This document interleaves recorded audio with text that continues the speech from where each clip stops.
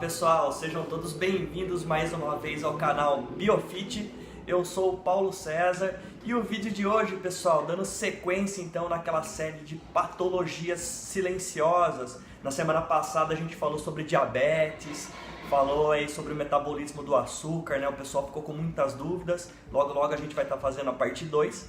Mas hoje a gente vai estar falando sobre hipertensão arterial, a tal da pressão alta que acomete aí milhões de pessoas. Então, pessoal, se você está acompanhando aí, fiquem ligados, o vídeo de hoje vai estar bem interessante, bem esclarecido, tá? Se você está curioso aí com os vídeos passados, que a gente já falou sobre genética, falou sobre treinamento, emagrecimento, vai lá, segue lá no canal Biofit e vai estar lá a sequência de todos os vídeos, tá? Por enquanto, pessoal, não deixa de se inscrever, dá o seu like, né? Deixa o seu joinha aí de baixo e ativa as notificações, ok? Vamos lá para o vídeo então? Pessoal, vamos falar um pouquinho então de hipertensão arterial. Sem firulas, então, sem estender o assunto, o que é hipertensão arterial? O próprio nome, pessoal, o próprio nome define a condição do paciente. É um aumento da pressão arterial. Pressão essa que está localizada aonde? Numa artéria. Quem faz essa pressão? O sangue, tá? Então, quanto mais pressão o sangue faz dentro de um vaso arterial, como que vai estar o quadro hipertensivo na hora da gente aferir? Vai estar aumentado, tá? Pessoal, vamos lá. Como é que a gente afere a pressão arterial? A gente usa alguns elementos, tá? Um deles é aqui, ó, o estetoscópio, e o outro é aquela abraçadeira que chama esfigmomanômetro. Ok, então a gente vai insuflar, né, o esfigmomanômetro e vai ser quantificado através de milímetros de mercúrio. Essa medida, né, não tem centímetros, metros, a gente vai aferir a pressão e quantificá-la através de milímetros de mercúrio. E aí a gente vai ter aquele resultado, né? O tal do 120 por 80, o 70, o 110 por 70, enfim, né? O que é passado às vezes para o pessoal é a maneira mais simplificada ainda, né? 12 por 8, 11 por 7, né? Pode colocar um zero a mais aí, tá? Para se falar corretamente. Existem, pessoal, outros mecanismos para serem feitas as aferições, tá?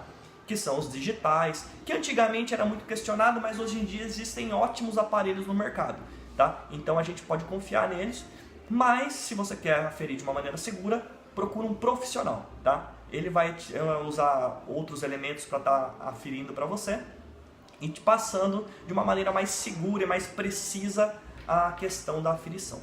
O caso é, pessoal, vamos pensar assim, o que a hipertensão pode me trazer, Paulo? Se o seu sangue está passando lá no seu vaso e causando uma pressão aumentada, ele pode lesionar o seu vaso, a parede íntima do seu vaso, que a gente chama de endotélio. Por que ela é lesionada? Porque o sangue, pessoal, ele não é aquoso, tá? Ele tem componente líquido sim, que é o plasma, mas também o sangue, ele é rico em outros tecidos, em outras células, tá? Então a gente tem os monócitos, tem as plaquetas, tem as moléculas de gordura, que são moléculas que estão na composição sanguínea, dentre outras. Quando esse sangue ele passa por dentro de um vaso e ele passa pressionando o vaso, aumentando, né, de uma maneira com que a qual a pressão esteja aumentada, essas células elas podem danificar o endotélio, causando uma pequena fissura. E aí a gente tem o nosso primeiro problema, que é a aglomeração de outros tecidos dentro dessa fissura, causando uma placa, assim como essa aqui, ó. Beleza? Então essa placa ela vai fazer o quê? Ela vai ocluir a passagem do sangue, ou seja, causando uma isquemia lá na frente, tá?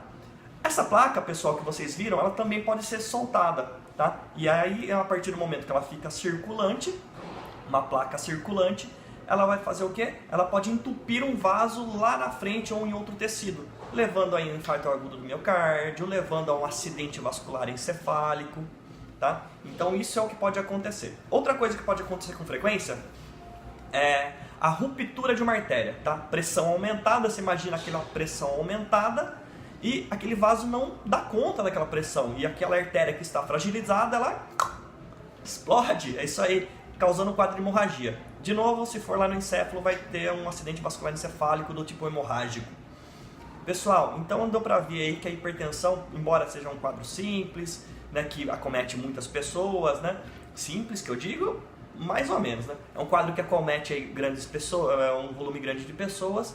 Ela pode levar a quadros aí tanto de incapacitações como outras debilidades, assim como a morte, tá? Então, pessoal, se você tem alguém aí que sofre desse quadro, avisa.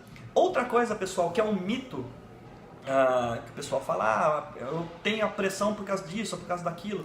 Cada um, pessoal, a hipertensão ela tem várias origens, tá? Por isso que tem vários remédios, né, com vários mecanismos distintos, tá? Tem gente que vai tomar lá o diurético, outro vai tomar uma enzima conversora de angiotensina, outro vai tomar um beta-bloqueador. Então são medicações de classes diferentes, porque elas vão ter ações diferentes, tá? Então assim, não compara o seu quadro de hipertensão com o do seu avô, você deve ter o seu mecanismo, você precisa respeitar ele. Mais importante do que tudo isso, a medicação deve ser bem prescrita, então o seu cardiologista deve ser bem incisivo, estudar bem o seu caso para poder prescrever. Vamos falar de como melhorar esses quadros. Duas coisas, pessoal. A alimentação, tá? A alimentação tem que estar filé, pessoal. Faz uma alimentação bacana, promove um quadro legal dos metabólitos circulantes e com isso você vai ter menos problemas. Não que você não vai tê-los, mas você tem uma incidência dos acometimentos serem agravados de uma maneira bem deficitária em relação a quem tem uma alimentação solta aí, que não segue um quadro bacana. Outra coisa, pessoal, é o exercício físico. O exercício físico tem vários agentes que atuam lá no vaso, tá? Ou seja, se aquela artéria perdeu um pouco a complacência, se você tem um endurecimento dela, enfim, casos que às vezes você nem sabe que tem, acredito eu que a grande população não sabe que tem. O exercício físico tem agentes vasoquímicos, tá? Um deles é o óxido nítrico, tá? Que é liberado durante a atividade física. O que ele faz? Ele aumenta um pouquinho a complacência, o tamanho do vaso, ele é vasodilatador, assim como a acetilcolina. Tá? Então a atividade física, pessoal, além de toda uma cascata hormonal que ela pode trazer de benefício para você, ela também ajuda, ela é um mecanismo que vai ajudar na regulação da pressão. Não é porque você faz atividade física que você vai cortar o remédio da pressão, não é isso. Mas ela vai atuar de uma maneira benéfica e aí, quem sabe, você pode chegar ao caso de reduzir essa medicação ou até ficar isenta dela, sim, desde que você tenha bons hábitos, primeiro alimentar e a questão da atividade física, tá? Então aquele lance, eu tenho pressão alta, não pode fazer exercício físico, pessoal, mentira, deve fazer exercício físico, tem que fazer exercício físico, mas não deixa de passar no seu cardiologista e pedir uma carta, pedir um atestado na qual ele vai mensurar as suas condições clínicas e aí o fisioterapeuta ou o educador físico vai interagir de acordo com as suas condições clínicas e fazer o exercício de uma maneira bem prescrita, tá ok? Então, pessoal, primeiro passo para você que tem pressão alta, não fica à mercê de remédio, porque existem outros mecanismos que são tão bons, cara, e pode trazer excelentes resultados, tá? Então, busca uma academia, um professor também, busca um contato mais próximo do seu médico, conversa com ele, tira a dúvida dele. O intuito é bem isso aí, trazer isso aqui, ó, afinilar as classes, tá?